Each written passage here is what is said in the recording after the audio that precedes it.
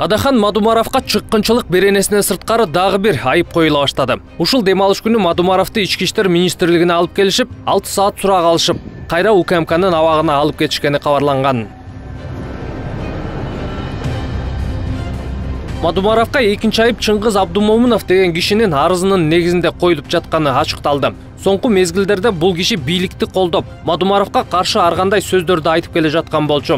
Жакында эле өзүнүн видео кайрылууларынын биринде ал 2015 жылкы шайлоодо бүтүн Кыргызстанга бир талапкерди киргизип, ал киши талапкер катары шайлоого 50 000 доллар бергенин айтып, депутат болбой калгандан кийин акчаны өндүрүү үчүн Мадумаровдун үстүнөн арыз жазганын билдирген. Кей киши тары чурка, бери чуркана мага келди, сен гарант болгонсуң деп. Анан эми ар кандай нерсе болду. Акчасын мен төлөп бердим өз жанымдан, ошо мен гарант. Арадан 8 жыл өткөндөн кийин ананда шайлоого деп берген акчасын доолаганы кандай? Мадумаров бул айыптоону четке кагып, акчасын албаганын айтып жатканын анын адвокаты билдирди. Ички иштер министрлигинде экөөнү беттештирүү болгонун ачыктаган.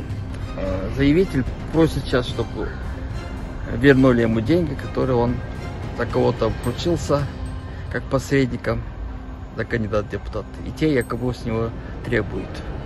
Вот такая вот ситуация. То есть 8 лет спустя заявитель заявляет, что якобы давал деньги. Вот и все, коротко. Протоколго байланыштуу Мадумаровга коюлган мамлекеттик чыккынчылык беренеси башынан эле туура эмес коюлган. Анткени ал юридикалык жактан алганда ийгилиги жок иштеп, бир катар мыйзам таануучулар Мадумаров камалган деп эле айтып чыгышкан. Анткени ал кол койгон протокол эч кандай юридикалык күчкө ээ эмес. Зордоп ээ кылган күндө деле ал биринчиден Курманбек Бакиевдин тапшырмасы менен коюлган. Экинчиден эч кимге жер өтүп кеткен эмес.